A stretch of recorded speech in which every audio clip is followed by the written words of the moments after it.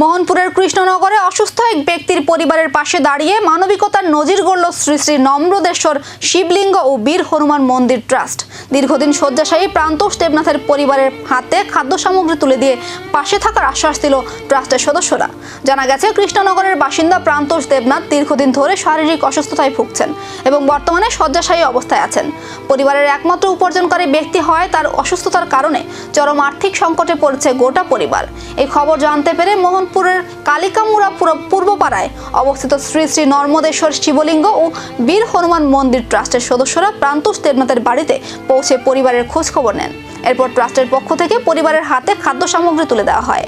এই কর্মসূচিতে উপস্থিত ছিলেন ট্রাস্টের প্রতিষ্ঠাতা সভাপতি সমাজসেবক সুব্রত সরকার, সহসভাপতি সুবল সরকার, সম্পাদক হিমাংশু সরকার, সুরজিৎ সরকার, আকাশ সরকার, স্বপন সূত্রধর সহ এলাকার একাধিক মানবিক ও সমাজসেবামূলক কাজে যুক্ত যুবকরা।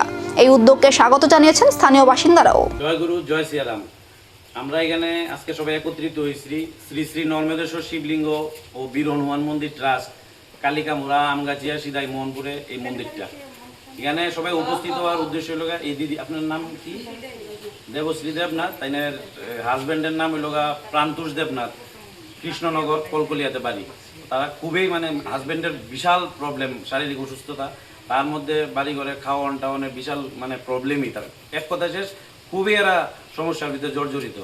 তো আমার কাছে খবর আইছে, খবর আওয়ানোর পরে আমরা কালকা মন্দির ট্রাস্টের পক্ষ থেকে কয়েকজন লোক তারা বাড়িতে গেছি, গিয়া দেখলাম, খবর টবর লইলাম, লইয়া সেটা তাইনের থেকে জানলাম যে তাইনের কি কি দরকার। তো চিকিৎসার ব্যাপারটা তো আমরা কইছি যে আমরা একটা দেখি রাস্তা কি তা করণ যায়, এবং ছেলেমেয়ের পড়াশোনার লিগা সেটা তাইনের কইয়া দিছি যে 1 বছরের যা জিনিস লাগবো ছেলেমেয়ের পড়াশোনা ওইটার ব্যবস্থা আমরা কইরা দিব। আর তাইনের লিস্টও আমরা দিয়া দিছে, এবং মোটামুটি 4-5 মাস তাইনা চলতে পারবো। হ্যাঁ, চাল ডাল সারা বাকি জিনিস আমরা যে আসবাবপত্র খাদ্য সামগ্রী আছে আমরা দিয়া দিছি।